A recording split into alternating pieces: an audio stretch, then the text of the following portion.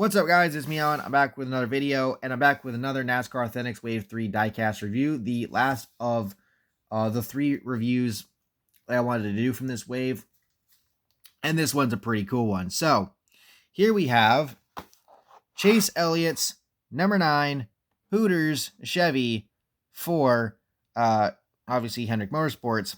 And what's so cool about this one is it was designed by the man, the myth, the legend, that is Lefty Designs, aka Noah Sweet. Shout out Lefty, you a badass. Let's go ahead, let's get this diecast out of the box and get on with the review.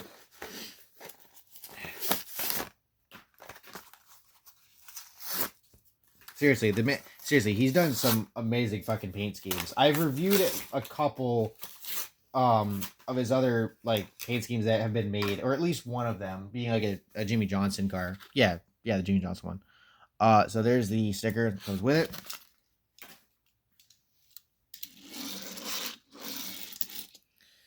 And here's the diecast out of the box. Really neat stuff here. So once again, shout out Lefty for designing this. It just looks so damn cool. It's not the same as the Night Owl car, but it's still really awesome. You've got, the orange along the bottom, light blue transitioning to white. It just looks really, really neat. Now, one thing I noticed, and I saw this being discussed on Twitter last night, Lefty, got involved in the conversation a little bit. What's weird is on the Elliott car, you have the Chevy emblem on the front of the nose, which is weird because the Bowman car, which I just reviewed, doesn't have that. Also, in person, the Ally 48, and I don't know if this is on purpose or not, is a duller white than the Hooters car is. But, on camera, it's hard to tell the difference. Maybe the Hooters car is a little bit brighter, but regardless.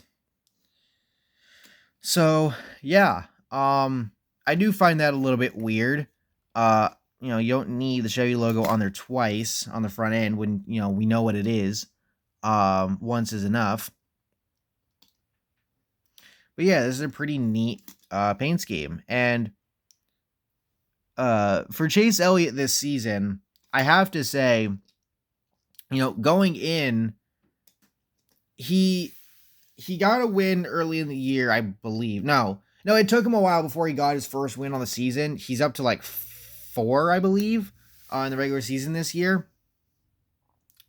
So he's looked good in that aspect, although one of those was because the Hamlin and Kyle Busch both got DQ'd from the top 2 spots, but regardless.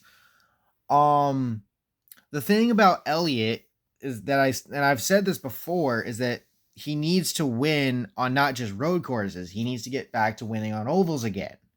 And he's done a little bit of that this year.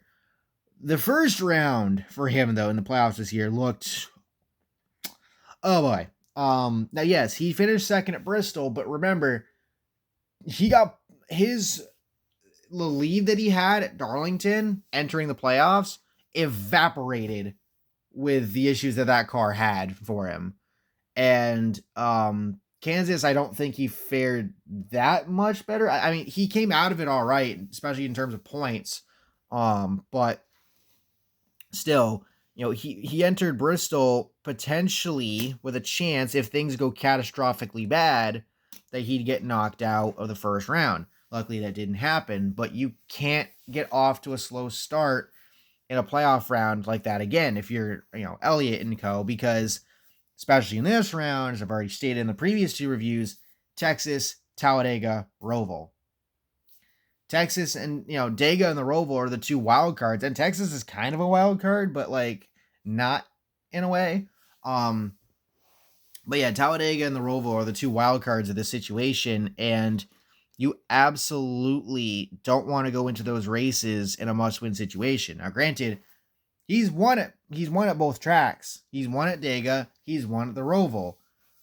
If I'm Chase Elliott, you need to avoid the start that you had in the first round. Hopefully the car stays together enough for you to allow for that, but ideally go out, win Texas, so you don't have to worry about anything else, because you can almost say he got lucky in the first round, that considering all the other shenanigans that happened in those 3 races, namely the fact that we didn't have a single playoff driver win in any of the 3 races, as well as only one driver being clinched into the second round entering the race, plus all of Bristol's shenanigans with this next gen car. So that said, it'll be interesting to see how the second round plays out. And in some respects, by the way, why does it look like the headlights on here don't look like they stretch all the way across? Weird. Excuse me. But I think for Elliott, if he gets off to a bad start at Texas,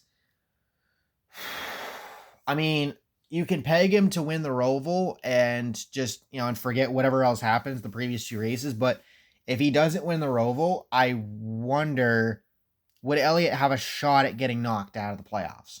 And granted, in a year that has had so much parity and a lot of different winners, to see the guy that has 3 wins plus a actual Mickey win, because again, the top 2 got DQ'd.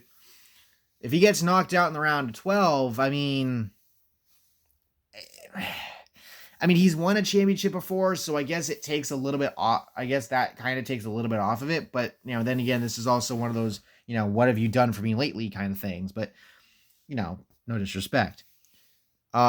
Regardless, I'll be interested to see how all of Hendrick does in this round. Who makes it out, who gets eliminated. And yeah, so with all that being said, thank you all for watching. Hope you all enjoyed it. Once again, shout out Lefty for this Baines game. Freaking awesome. Make sure to drop a like, subscribe, turn on post notifications so you don't miss out on future videos and streams. Make sure to use code ANJJ for $5 off on orders of $30 or more. So it could be Diecast. I'll catch you all next time. Peace.